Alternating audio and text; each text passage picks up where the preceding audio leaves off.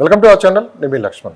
ప్రస్తుతం ప్రపంచవ్యాప్తంగా సరికొత్త వైరస్ ఒకటి వచ్చిందని చెప్పి కూడా ప్రజలు అయితే భయాందోళనకు అయితే గురవుతున్నారు.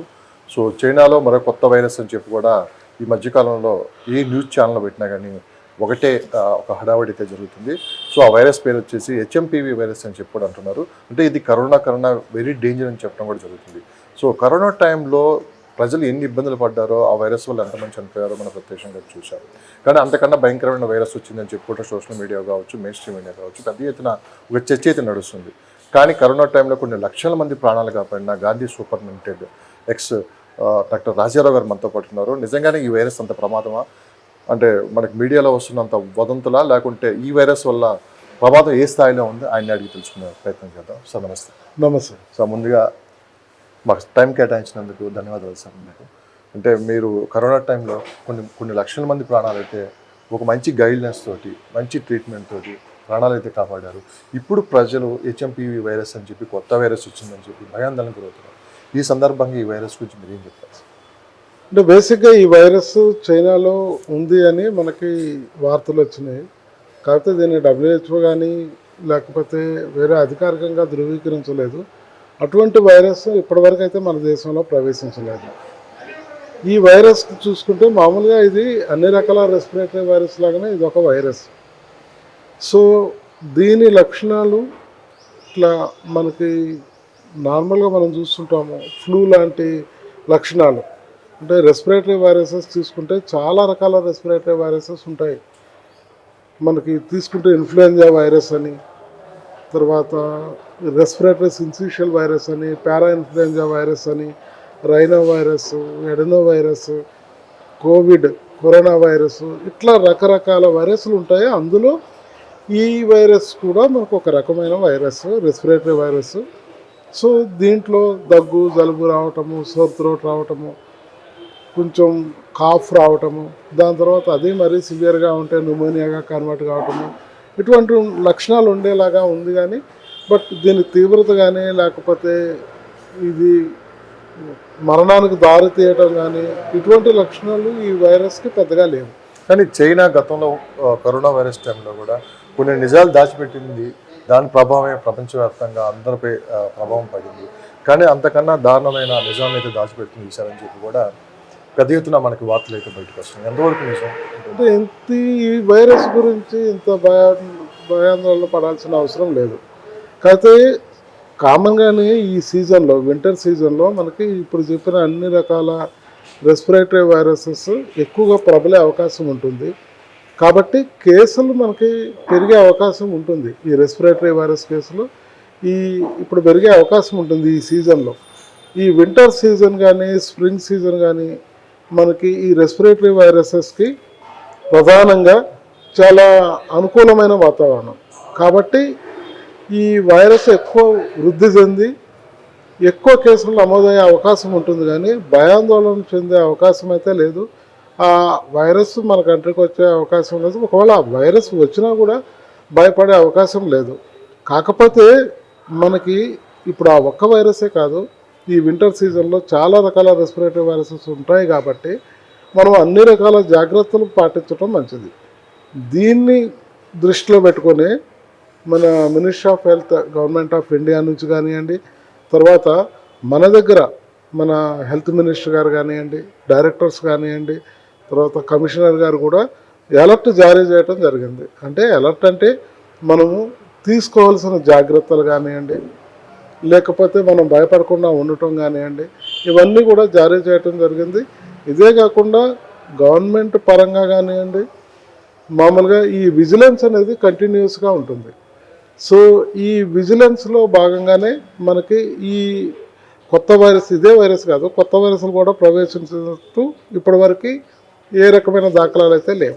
సార్, డాక్టర్ రాజారావు గారి పేరు అందరికీ తెలిసిన పేరు. ఇది మీరు కరోనా టైంలో ట్రీట్మెంట్ కంటే ధైర్యం ఎక్కువ ఇచ్చారు ప్రజలకి. సో ఇప్పుడు ప్రజలు ఏంటంటే ఎక్కువ భయాన్ని ఎక్కువ భయపడుతూ ఉన్నారు. అంటే ఏదన్నా కొత్త వైరస్ వచ్చిందంటే అసలు వణికిపోతున్నారు. అంటే ట్రీట్మెంట్ కన్నా ఎక్కువ భయం వల్లే ఎక్కువ మంది ఇబ్బంది పడుతున్నారు. సో మీరేం చెప్తారు సార్? అదే, ఈ వైరస్కి భయపడాల్సిన విషయం లేదు. కాకపోతే ఏ రకమైన వైరస్లు, ఎస్పెషల్లీ రెస్పిరేటరీ వైరసెస్ వచ్చినప్పుడు కొన్ని రకాల ప్రజలు, అంటే చిన్నపిల్లలు కానివ్వండి, లేకపోతే వయసు మళ్ళిన పెద్దవాళ్ళు కానివ్వండి, అబౌవ్ 65 ఇయర్స్, ప్రెగ్నెంట్ లేడీస్ కానివ్వండి, లేకపోతే కొన్ని రకాల రుగ్మతలు ఉండి అంటే కోమార్బిడిటీస్ ఉంటాయి కదా, అంటే డయాబెటీస్ కావచ్చు, లివర్ ప్రాబ్లమ్స్ కావచ్చు, లేకపోతే కిడ్నీ ప్రాబ్లమ్స్ కావచ్చు, branchial Asma, COPD, smokers, alcohol, ఇటువంటి వాళ్ళలో ఇమ్యూనిటీ తక్కువ ఉంటుంది కాబట్టి వీళ్ళు జాగ్రత్తగా ఉండాల్సిన అవసరం అయితే ఉంది. సో మామూలు ప్రజలు కూడా జాగ్రత్తగా ఉండాలి. మనం పాటించాల్సింది ఏంటి, లక్షణాలు ఉన్న వాళ్ళు జనాల్లోకి పోవద్దు, వాళ్ళంతటా వాళ్ళు సెల్ఫ్గా ఐసోలేట్ అయిపోవాలి. తర్వాత మనం ఇదివరకు కోవిడ్లో పాటించిన విధంగానే హ్యాండ్ హైజీన్ అనేది చాలా ఇంపార్టెంట్. ఈ వైరస్ హ్యాండ్ నుంచి కూడా మనకు స్ప్రెడ్ అవుతుంది. సో ఈ వైరస్ మన చేతులు అశుభ్రంగా ఉంటాయి కాబట్టి చేతులు ఎప్పుడు మనము సోప్ వాటర్తో కడుక్కుంటే చాలు, 20 సెకండ్స్ కడుక్కుంటే సరిపోతుంది, నీట్గా అయిపోతాయి. తర్వాత ఈ చేతుల్ని మనం ఎప్పుడు కూడా ముక్కు భాగం కానీ కంటి భాగం కానీ నోట్లో కానీ పెట్టుకోకుండా ఉంటే ఈ వైరస్ స్ప్రెడ్ని ఆపచ్చు. ఇప్పుడు వస్తున్న వైరస్ కాదు, ఏ వైరస్ అయినా కూడా మనం ఆపే ప్రయత్నం చేయొచ్చు. దీంతో పాటుగా మనకు కొంచెం ఈ జనసమర్థాలు ఉన్న ఏరియాస్లో అనవసరంగా పోకుండా ఉంటే, ఎస్పెషల్లీ ఈ రిస్క్ గ్రూప్ ఉన్న వాళ్ళు, ఇందాక నేను చెప్పినట్టు పసిపిల్లలు కానివ్వండి, పెద్దవాళ్ళు కానివ్వండి, ప్రెగ్నెంట్ లేడీస్ కానీ కొంచెం జాగ్రత్తగా ఉంటే సరిపోతుంది. అంతేగాని ఇప్పుడు మనం కోవిడ్లో భయాందోళన చెంది ఉన్నాం కాబట్టి ప్రతి చిన్న వైరస్కి భయపడుతున్నారు. సో దీనికి భయపడాల్సిన అవసరం లేదు, కానీ అప్రమత్తంగా అయితే ఉండాలి. మీకున్న సమాచారం ప్రకారం ఈ వైరస్ తీవ్రత ఎంత ఉంటుంది అంటే మామూలుగా ఈ వైరస్కి అంత పాండమిక్ ప్రొపెన్సిటీ ఉన్నట్టు అనిపించట్లేదు. అంటే అంత పాండమిక్ లాగా కోవిడ్ లాగా వచ్చేలాగా అట్లయితే అనిపించట్లేదు. అన్ని రకాల వైరస్ లాగానే ఇది కూడా ఒక ఫ్లూ లాంటి వైరస్ ఇది. సో ఏవియన్ ఫ్లూకు సంబంధించిన వైరస్ ఇది. సో కొన్ని కాంప్లికేషన్స్ రెస్పిరేటరీ వైరసెస్లో ఉంటాయి, అట్లే దీనికి కూడా ఉంటాయి. కానీ ఎక్కువ మరణాలు సంభవించటము, ఎక్కువ తీవ్రత ఉండే అవకాశాలు, లక్షణాలు ఈ వైరస్కు తక్కువగా ఉన్నాయి. కానీ ఎటువంటి దీనికి ఇంతవరకు అంటే మెడిసిన్ రాలేదు, ఇంకా ఇప్పుడు మొదటి దశలో ఉందని చెప్పి అంటున్నారు. సో దీని తీవ్రత పెరిగితే పరిస్థితి వేస్తారా? అంటే బేసిక్గా చాలా రకాల వైరసెస్కి ఈ స్పెసిఫిక్ ట్రీట్మెంట్ అంటూ ఏమీ లేదు, యాంటీవైరల్ డ్రగ్స్ అంటూ ఏమీ లేవు. చాలా రకాల వైరస్కి కొన్ని రకాల వైరస్కి మాత్రమే ఉన్నాయి. ఇప్పుడు మనం తీసుకుంటే మనకి కోవిడ్ కానివ్వండి, ఈ స్పానిష్ ఫ్లూ కావచ్చు, లేకపోతే ఇంతకుముందు భయపెట్టని ఎబోలా కావచ్చు, వీటన్నిటికి కూడా స్పెసిఫిక్గా యాంటీవైరల్ ట్రీట్మెంట్ అంటూ ఏమీ లేదు. అట్లాగే వీటికి సంబంధించి వ్యాక్సిన్ కూడా లేదు.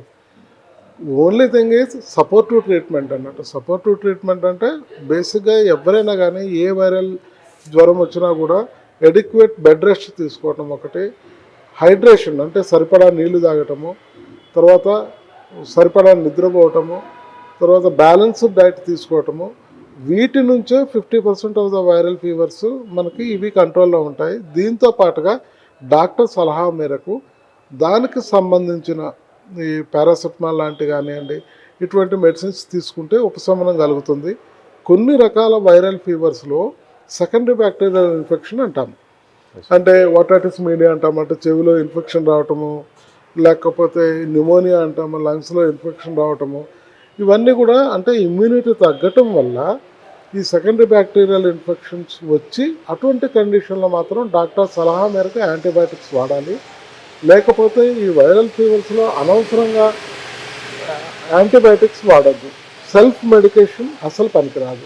అంటే కరోనా టైంలో మొత్తం సెల్ఫ్ వాళ్ళు సొంత మెడిసిన్ వాడారు, దాని ప్రభావం ఏ స్థాయిలో ఉంటుంది కూడా అంటే మీరు కూడా ఊహించరు.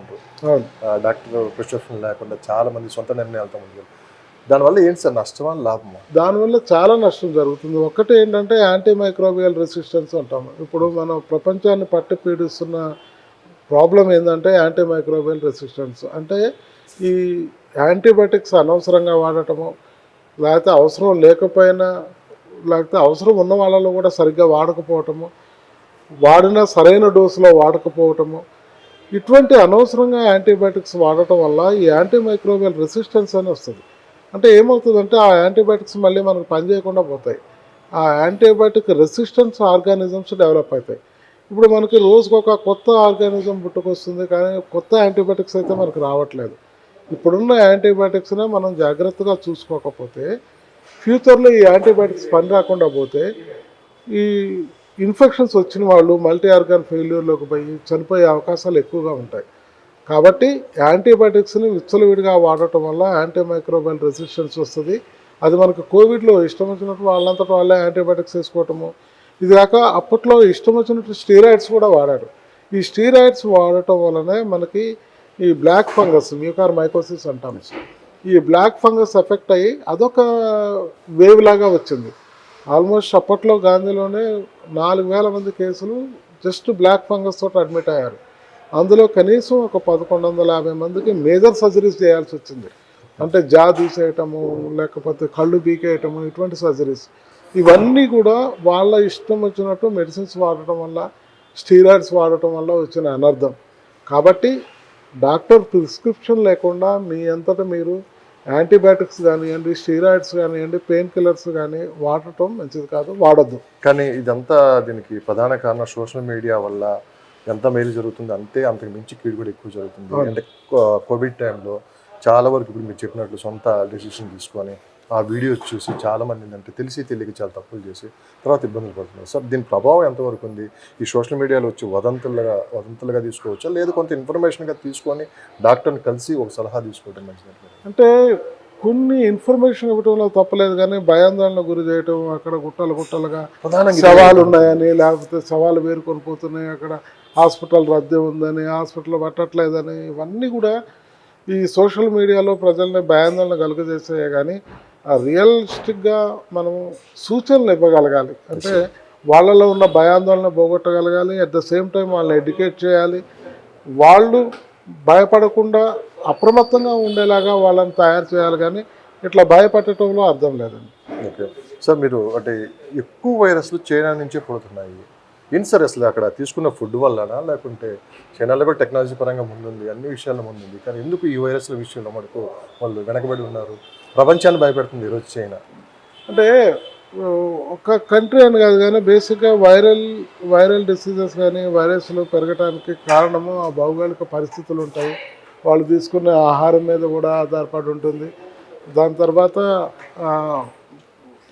బేసిక్గా ఏంటంటే ఆ ఎన్విరాన్మెంటల్ కండిషన్సే మన ఈ వైరస్కి ప్రధాన కారణంగా. అంటే కొత్త వైరస్లు పుట్టడం కానీ, ఒక్కసారి ఒక వైరస్ వస్తే మనం చూసుకున్నాము, కోవిడ్ వైరస్ ఒక్కసారి వస్తే దాంట్లో ఎన్నో మ్యూటేషన్స్ వచ్చినాయి. అట్లా మనకు 4 వేవ్స్ దాకా వచ్చినాయి. అంటే ఒక వైరస్ పుట్టింది అంటే దాని నుంచి తర్వాత అది ఆ వైరస్ మ్యూటేట్ అవ్వకుంటూ కొత్త వైరసెస్, కొత్త జనరేషన్స్ ఇట్లా వచ్చే అవకాశాలు ఉంటాయి. కాబట్టి ఎక్కువగా ఇవి వైరస్ పుట్టడం ఒక్కటే కాకుండా వాటి స్ప్రెడ్ కూడా ఎక్కువగా జనసమ్మర్దం ఉన్న ప్రాంతాల్లో, చల్ల ప్రదేశాల్లో, కూల్గా ఉన్న ప్రదేశాల్లో ఇవి వ్యాప్తి చెందుతాయి. కాబట్టి ఇప్పుడు చైనాలో కూడా కూల్ ప్లేస్ అని జనసమ్మర్దమైన ప్రాంతంలో తొందరగా స్ప్రెడ్ అవుతుంది. ఆ రకంగా తీసుకోవచ్చు. అట్లనే మన దేశంలో కూడా ఏదైనా ఒక వైరస్ వస్తే జనాభా ప్రాతిపదికన కానివ్వండి, ఎక్కడ చూసినా ఓవర్ క్రౌడింగ్, దీనివల్ల ఫాస్ట్గా స్ప్రెడ్ అయ్యే అవకాశం ఉంటుంది. కాబట్టి ఇదంతా కూడా ఏదో వీళ్ళు చేస్తారని కాదు, ఎవరికి వాళ్ళకి సెల్ఫ్ కేర్ అనేది కంపల్సరీగా అవసరం ఉండాలి.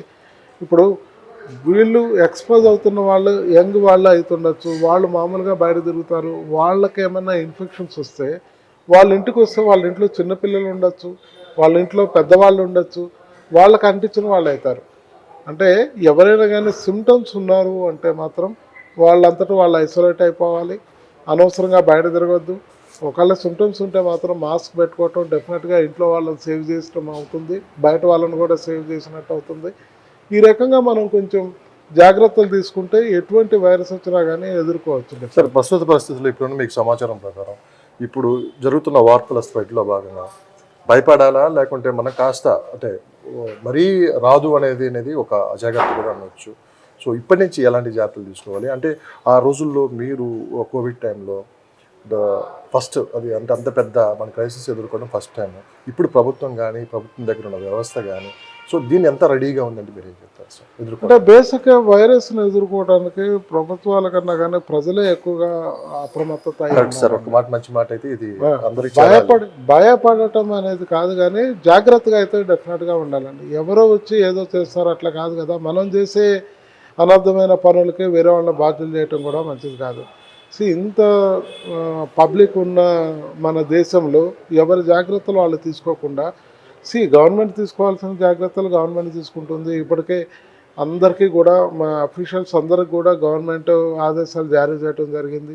అంటే ఎక్విప్మెంట్స్ వైజ్ కానివ్వండి, మెడికేషన్ వైజ్ కానివ్వండి, తర్వాత ఈ బెడ్స్ కానివ్వండి, ఆక్సిజన్ కానివ్వండి, ఇవన్నీ సరిచూసుకోమని మాక్ డ్రిల్ ఎప్పటికప్పుడు నడుస్తూనే ఉంది. గవర్నమెంట్ నుంచి సంసిద్ధంగానే ఉంది అండ్ గవర్నమెంట్ కూడా విజిలెన్స్ బాగానే ఉంది.